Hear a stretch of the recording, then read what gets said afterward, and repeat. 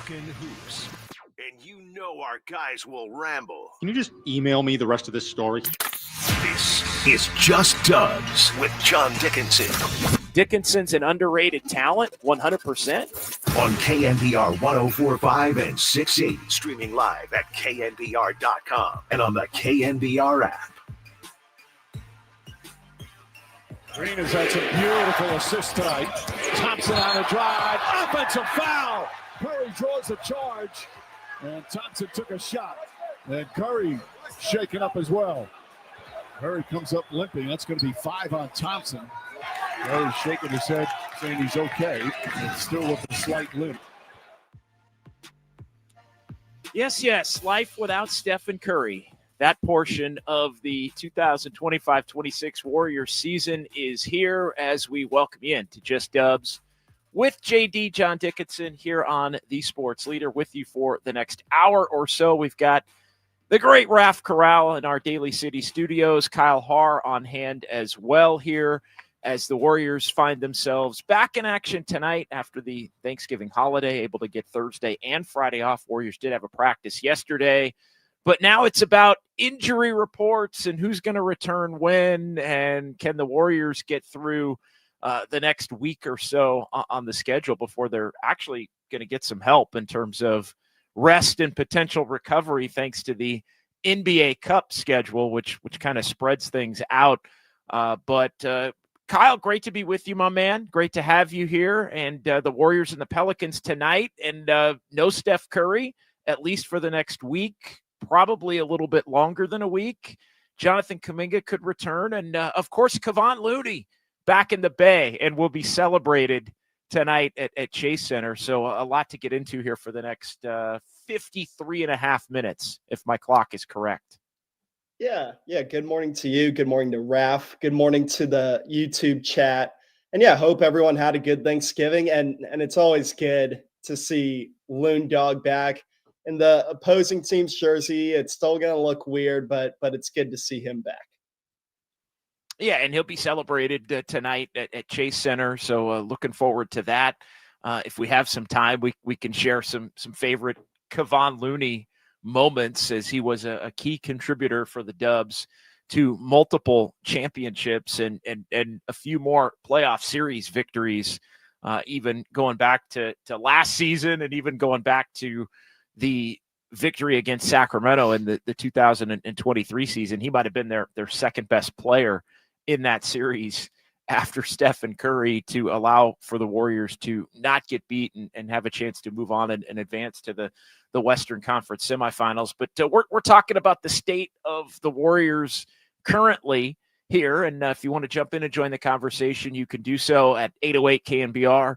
415-808-5627. The Golden State Lumber and Showroom text line is open. And as Kyle mentioned, we always appreciate those watching on YouTube and Twitch. And it'll be a busy day here on the Leader of Dubs coverage, as we'll have this next hour for you here of Just Dubs. And then we'll have tonight's Dubs OT show as we're on following the Warriors and the Pelicans from Harmonic Brewing in Thrive City, as the Warriors are going to try to make something of what remains on this homestand.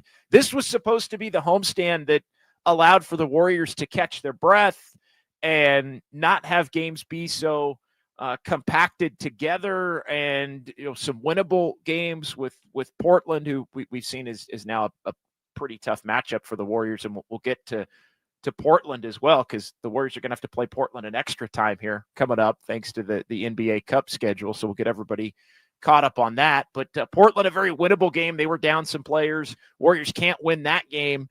And then Utah, an extremely winnable game, but the Warriors struggle through the first quarter of that one before turning it into a blowout, even shorthanded on Monday at Chase Center. And then the Rockets come in without KD. And I think, if there is a game, I think to this point in the season that might be the truest indicator of just where this Warriors team is, it might actually be the Houston game from Wednesday, because you look at that game on paper without Kevin Durant for the Rockets, and you think, this is the kind of game, Steph's playing in that game, at least coming in. Jimmy Butler's playing in that game. Draymond Green's playing in that game. They don't have Durant.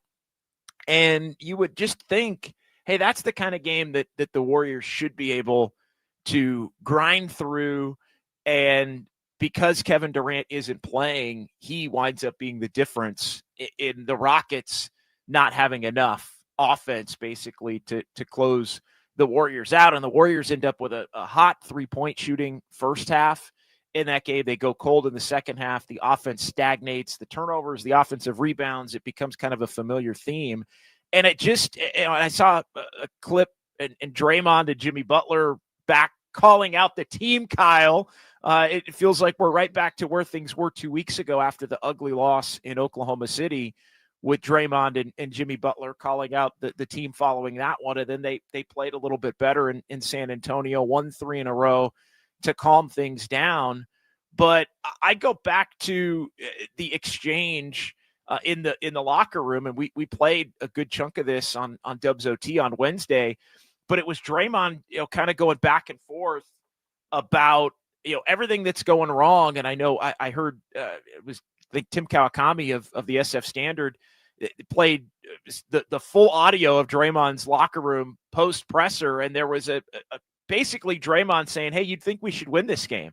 And there was a back and forth, well, without Durant, yes, I think TK said, and Draymond just adds, we're just not that team.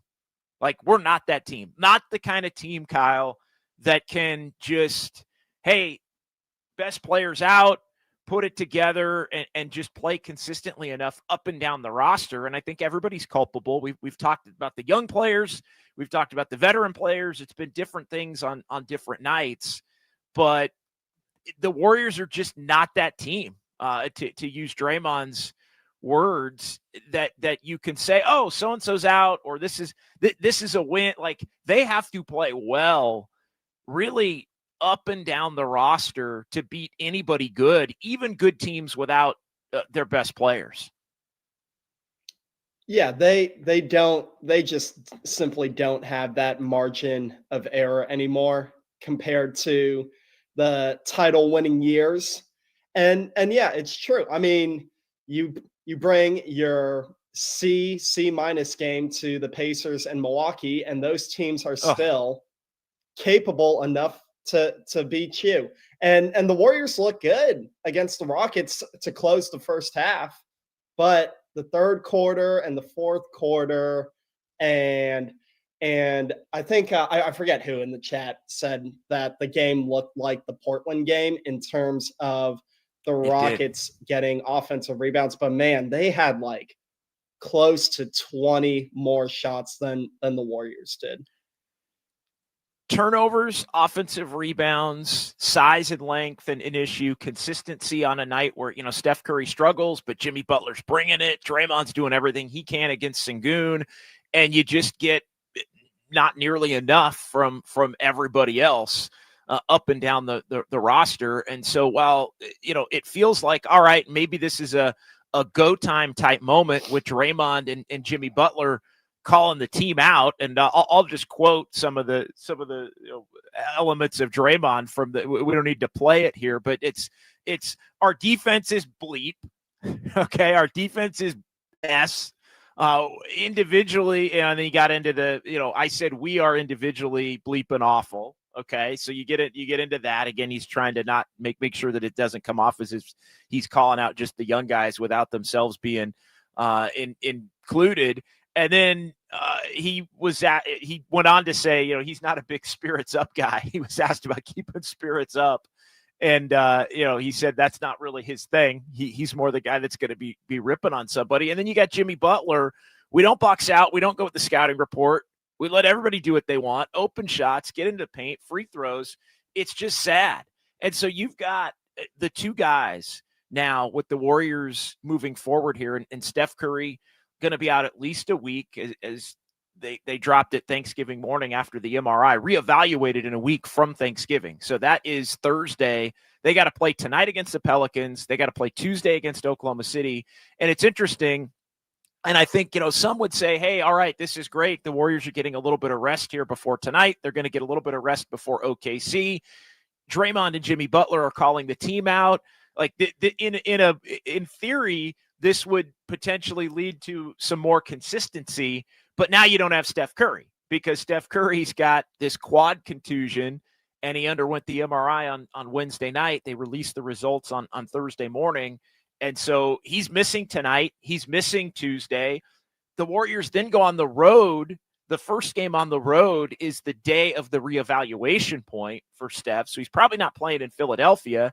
And then they go to Cleveland a week from tonight and Chicago a week from tomorrow. So they have a 3 and 4 nights road trip before they get a bunch of time off. They actually have 4 days off after that. So you wonder, while on the one hand, it's hey, lock in as far as, and Jonathan Kuminga potentially could be back tonight, officially listed as questionable. So you're getting Kuminga back, but now you're getting Kuminga back without Steph.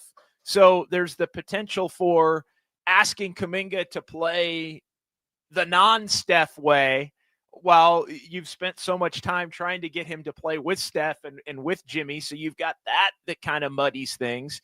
You're playing a Pelicans team that's 3 and 16.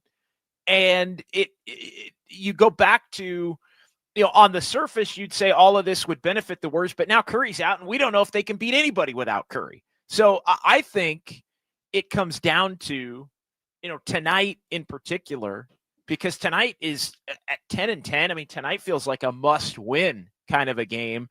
But the reality is for me, Kyle, and we can ask the people in the chat and 808 KMBR if you want to jump in on the phone lines or in the Golden State Lumber and Showroom text line, they could lose tonight because Steph's not playing, even though the Pelicans are 3 and 16. And so it just goes to show how fragile this whole thing is for the Warriors. And I think with Steph out, it has to come down to Draymond and Jimmy Butler.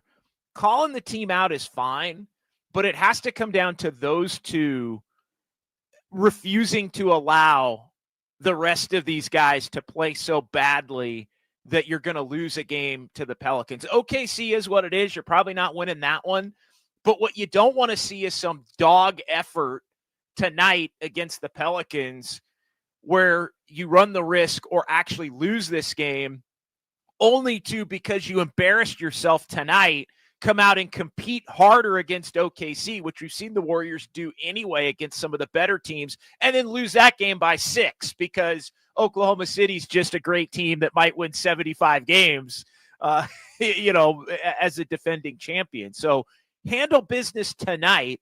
And if you get embarrassed by the Thunder, you get embarrassed by the Thunder, but you got to make sure that you can at least split these 2 games over the next 4 days.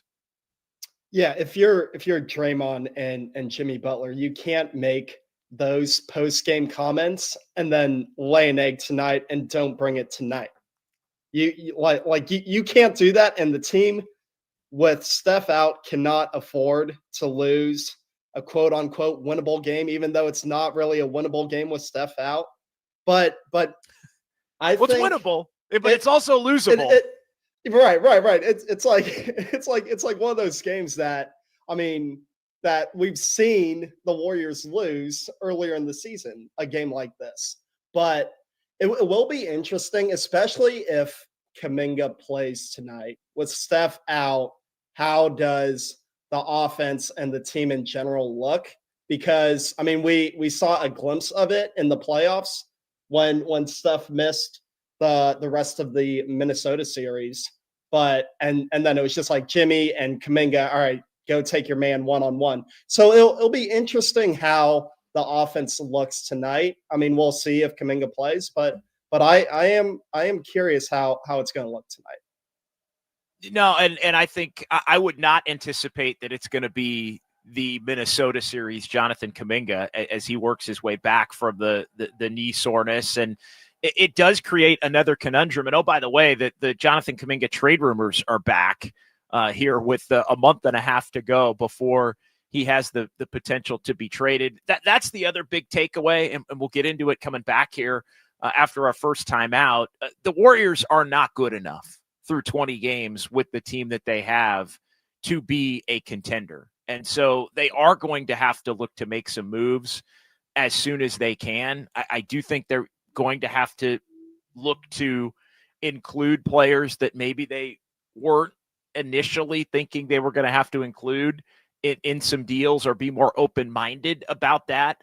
But the other flip side and reality here is they got to figure out how to win some games for the next month and a half, and in some ways not worry about the trade deadline and what they can do to try and add to this roster. DeAnthony Melton's coming back at some point. Again, I caution putting too much on DeAnthony Melton's return, although it seems like, he's, at least internally, it kind of feels like almost being projected as a savior type. Like he's going to prevent Podziemski from having to play too much, and you can put him next to Curry a lot, and he can attack the defense, and he can defend, point of attack. He can defend some bigger players, even as a guard.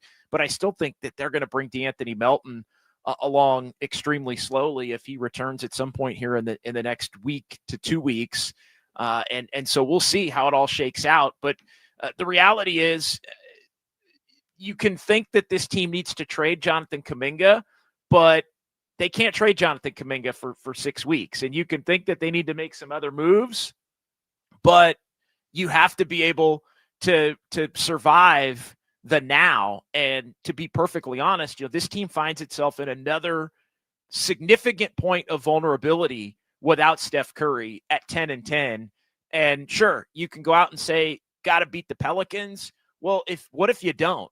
What if you don't beat the Pelicans and Steph isn't going to come back until you get the lengthy break because of the NBA Cup, which would come after the Thunder game, after Philly, after Cleveland, after Chicago? I mean, you could find yourself at that point losing the next 5, or winning tonight and then losing the next 4. And now all of a sudden the uphill climb is from 11-14, where you're having to get on a 6-3, 7-4 type of a 3-4 week period just to get back to 500. And it winds up being just that malaise that we've seen the Warriors in up until the Jimmy trade last year, up until basically the end of January 2 years ago, where I think they were 3 or 4 games under 500 at the end of January, and then ended up, I think, 27-12 down the stretch just to get the 10 seed before they got destroyed by the Kings in the play-in tournament.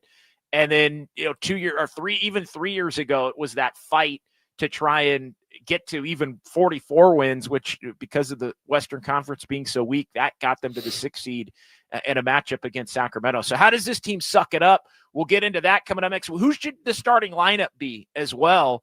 Because I think the Warriors had planned for Kuminga's return to be off the bench, but now Kuminga's coming back and Steph Curry's out. And so, again, I think all of these things change the calculus as to how do you survive the short term versus the way you want to operate in the long term. And the Kuminga rumors are back. We heard Krug mention it at the end of 49er Forecast.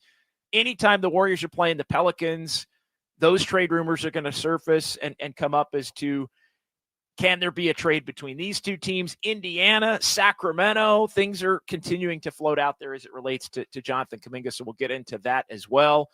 It is Just Dubs with JD, Kyle Haar, Raf Corral, all here on the Sports Leader. We are individual and awful. KNBR, the Sports Leader.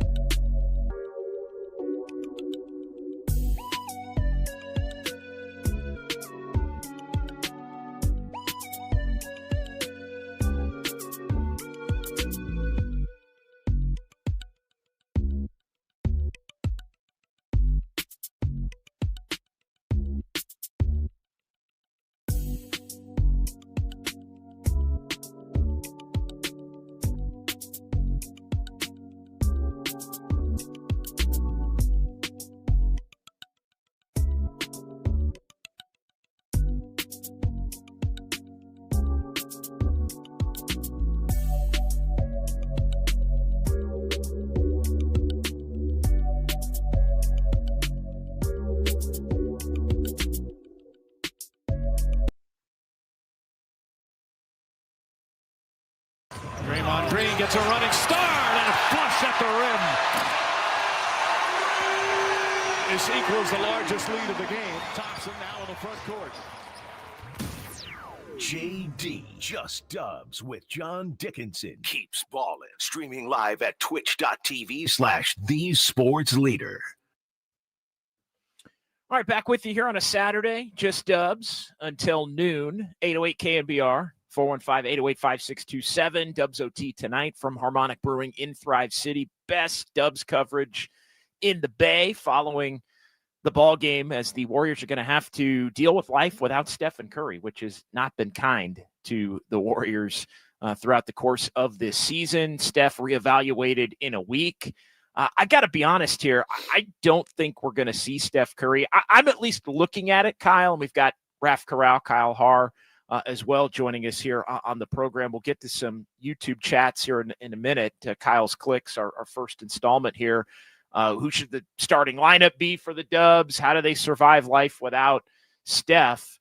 And then the trade winds are blowing again as it relates to Jonathan Kuminga, although I'm reluctant to go there because the Warriors can't go there at least for another 6 weeks. But the window is going to be so tight as to once he is eligible to be traded on January 15th, there's a 3-week window until the trade deadline.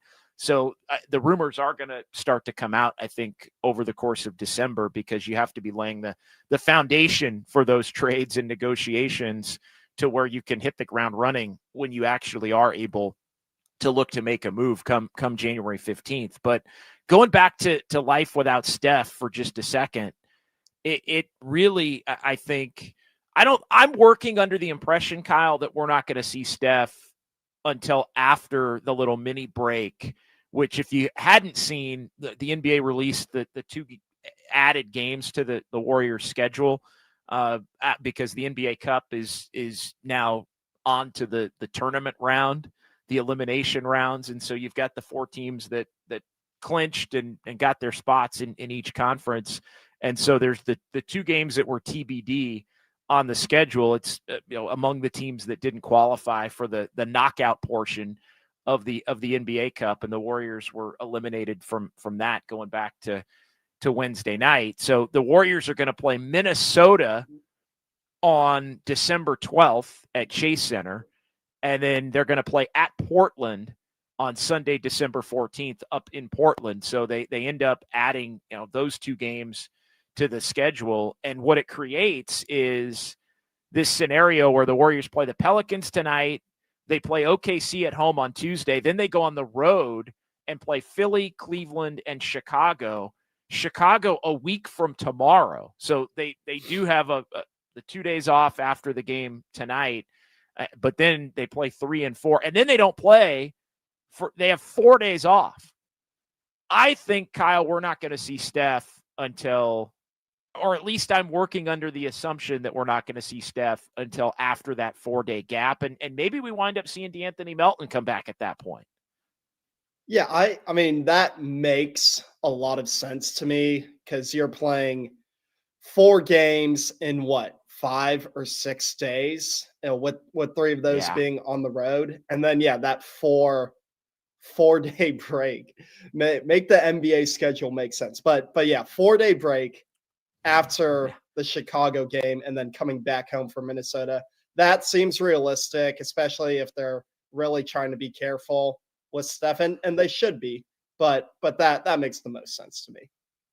And then they get a 3-day break. So they have the 4-day break. They play Minnesota on the Friday night. Then they play at Portland on the Sunday night. And then they have 3 more days off before they resume the schedule with Phoenix on December 18th. And then it gets a little bit more normally congested through the holidays and before they're home for basically the first 3 weeks of January. But it's essentially it's 2 games in 10 days after the next week. So they have the 4 and 6 that you mentioned beginning on Tuesday, OKC at Philly, at Cleveland, at Chicago. And then they play 2 games over a 10-day span. So practice time, rest, all of that, no complaints.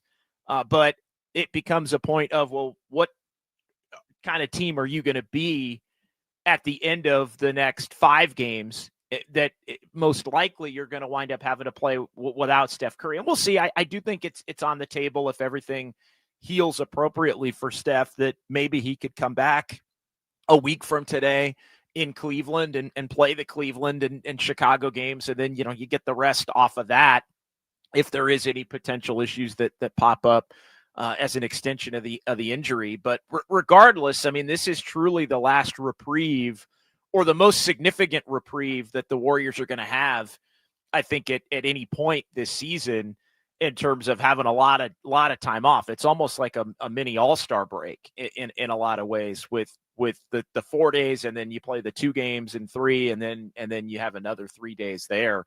I mean, that is really akin to having an all-star break. But how do they survive this? I want to get your starting lineup. Let's get into the YouTube chat. We'll do some Kyle's clicks about a number of the different topics. We'll also get into some of the Kuminga trade rumors between now and noon. But how do the Warriors survive the next, let's say, 3 to 5 games without Stephen Curry before they can get him back, now sitting at 10-10? And who should the starting lineup be tonight against the Pelicans? Winnable game, but there's no such thing as a game that's not a losable game when the Warriors aren't going to have Steph. So yeah, what do we got here, Kyle? Let's go a little rapid fire. Fozzie, appreciate you chiming in here. When these next games get to December 7th, or they play 2 games in 10 days, the schedule is turning around. It is, but I mean, where are the wins? Tonight's got to be won. And I mean, you're probably not beating OKC. Let's just be honest.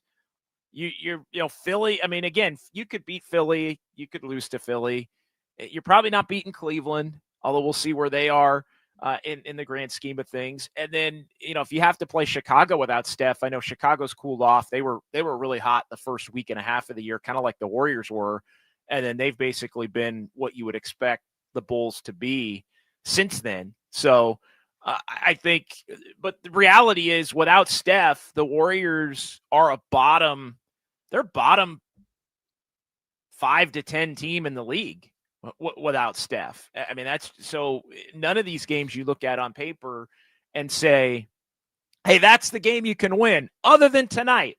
Tonight's the game they need to win to get to 11-10, especially because the next one is against the Thunder. But yeah, the schedule does turn from that point, Fozzie. But the schedule turns, but now you don't have Steph.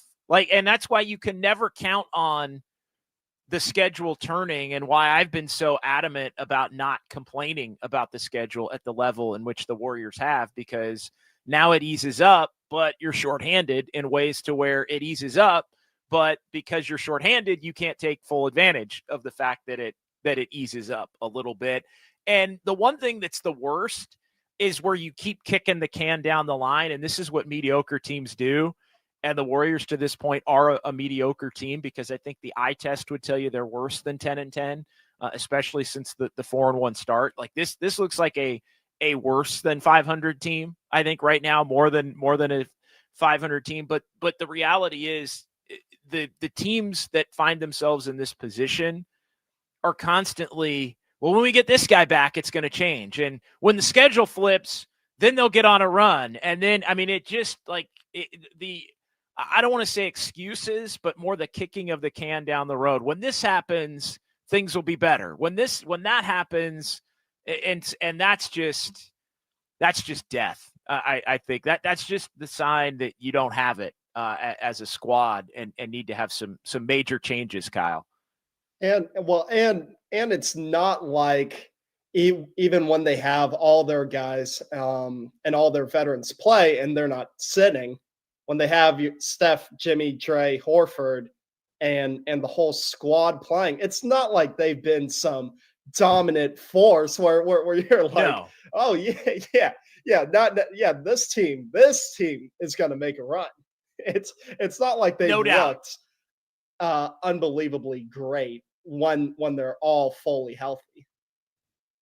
No, but their best chance is multiple days off before games, and you have everybody. Like, that's their shot of, and I think they still are. And I meant to look this up.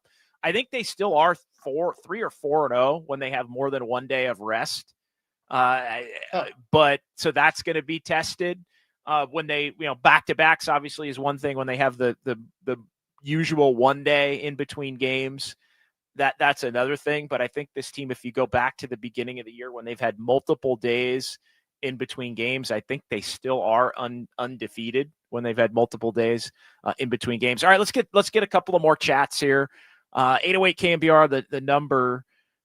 Florida Dubs fan, folks are talking themselves into Melton being a savior. He won't be that. What are they going to play him? 10, 15 minutes tops. He can't fix everything. Our problems are deeper than that. 100%. Totally agree with that. I do think initially it probably is going to be about 15 to 20 minutes per game. Can he work his way into a position where he's playing 25 to 30? Sure. But I don't think that they want that to be a regular thing given his injury history. I mean, he has just been somebody that is an extremely productive player when he's on the court and a player that does help the Warriors in areas in which they are weak. But he, in a perfect world, he would be somebody that would be a bench player that could come in and maybe close some games over Brandon Pajemski or Moses Moody or whoever. Like, he would project to be, I think, a fourth closer on a lot of nights for this team. But I also think they're probably not going to play him in back-to-backs or at least certainly not every back-to-back. And initially there's going to be a ramp up even with the extended rest and time off. So Melton is a really good player. Melton, I put in the category of would be a guy you'd want to play 25 minutes a game in playoff games where you have day and sometimes multiple days off, but you want to essentially save him for that in the playoffs by being able to get through the regular season without needing to consider him a savior. And unfortunately, Florida Dubs fan, it feels like the Warriors are needing to consider him a savior, which is not a good position to be. Let's keep it going here. A couple of more jokes on you, JD. You know who looks good? Ayton on the Lakers. What happened to a traditional center on the Warriors? Even JaVale McGee would be nice. What's Wiseman doing these days? Yeah. Look, Ayton has been good. And he didn't play well the first game of the year against Draymond and against the Warriors, but Ayton has been. They've figured out a way to make it work with DeAndre Ayton. So I give him credit. Traditional center, again, the Warriors' best lineups feature Draymond at center, but if they're going to get this little from Al Horford, then I think that they may end up having to be on the market to look for another big, because I think that's sort of an elephant in the room here. And now Horford's out with sciatica, and if he can't contribute, then you're getting nothing from a spot. And he basically took Kevon Looney's spot. Looney's going to be back in the building tonight and be celebrated. And if he's somebody you can't go to, you are a player short, because Quentin Post is somebody that you're not going to play a ton of minutes. But I think on the grand scheme of Warrior needs, is it the guard that can create? Again, I think Melton takes up some of that. Is it the big man, or is it the 3-and-D wing? I still think the one player that would help the Warriors more than anything would be the 3-and-D wing. And it just so happens they're going to be facing a quality 3-and-D wing tonight, and somebody that's been in the trade rumors for the Dubs. And that's Trey Murphy III. Trey Murphy III is like last year's Cam Johnson. Yeah. Only better. Yeah. Well, and the question is going to be, Kyle, because, and we'll take a quick time out here and come back and wrap things up. But the question is going to be, Trey Murphy III's making 25 this year, 27, 29, 31. The question is going to be, you look at their interest or reported interest through the last 6 months to a year in Jonathan Kuminga. Would they want to make that move? Would they consider Kuminga somebody that's a dynamic young player that they would want the potential to build around? And would the Warriors at that point, because again, Trey Murphy III is a better player than Jonathan Kuminga, would the Warriors do something like Kuminga and Pajemski and a pick for somebody like Trey Murphy III? Or would they do multiple picks? Because I think that's going to be what the Pelicans are looking to scour the market with, to try and get, are picks more important? Are young prospect type players more important? That's going to be the thing that I think the Warriors are going to have to look at. Food Fight in the YouTube chat. Who didn't see this season coming? Same coach, same team, same results. The Warriors over-indexed the 23-8 close to the season, and I think they thought, hey, Jimmy for a full year. The one area where I think that they underestimated the fact that Jimmy just is much less of a carrier over an 82-game season than he can be over a third of a season. And again, I go back to the Warriors embarrassed themselves so much last year before the Jimmy Butler trade that they played extremely hard down the stretch. But yeah, they also over-indexed the ability for the young players to be consistent role players, which they still are not. Moody is the closest thing to it. Pajemski's consistency has dropped, and Kuminga, they're still trying to obviously figure out the balance between what the player that he wants to be in his future and the player that he can be for this team now. All right, Digum 117. They can't defend. They aren't rebounding. Plus, they aren't making shots, wide open shots. They need more shooting. Bottom line, they need more shooting to be sure. All right, let's get one more, and we got to take a timeout here before we wrap things up. Let's get to Chris here. By mid-January, when JK can be traded, it may be too late to make a top 6 seed. Well, I want to touch on that coming back, and we'll get into a couple of the trade rumors and just where things stand. The West is not great. It's top heavy. And look, I think there are 3 or 4 teams that we know the Warriors can't catch already, but there is some good news on the standings front as it relates to the Warriors. But that good news goes by the wayside if this team can't get a couple of wins here in the next week and a half without Steph Curry. We'll get into that as we wrap things up. Just Dubs, JD, Kyle, Raph, moving through a Saturday morning right here on the Sports Leader. JD on a Saturday just feels right. KNBR Sports Leader.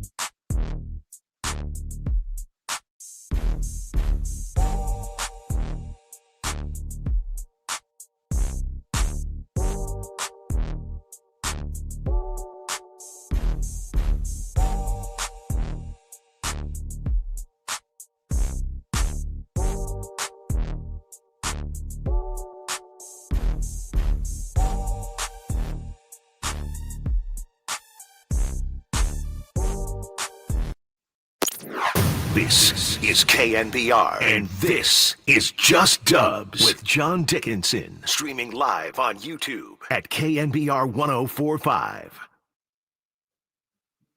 All right, rolling along here. Final segment. JD, Kyle, and Raph will get you to the Iron Bowl coming up. Alabama and Auburn. That is straight ahead, top of the hour here on the Sports Leader. All right, let's get to the comment that we had just before the break. Chris Hubner checking in. By mid-January, when JK can be traded, it may be too late for a top 6 seed. It may very well be. I will say, though, looking at the standings in the Western Conference right now, the Warriors are 10-10. They're currently 8th. And if you look at where the 6th seed is right now, the Warriors are 2 out of the 6th seed currently. Right now, it's Phoenix. And so I think you look at, OKC's 19-1. The Lakers have built themselves a nice cushion at 14-4. They've won 6 in a row. I don't think the Warriors are better than the Thunder, the Rockets, the Nuggets.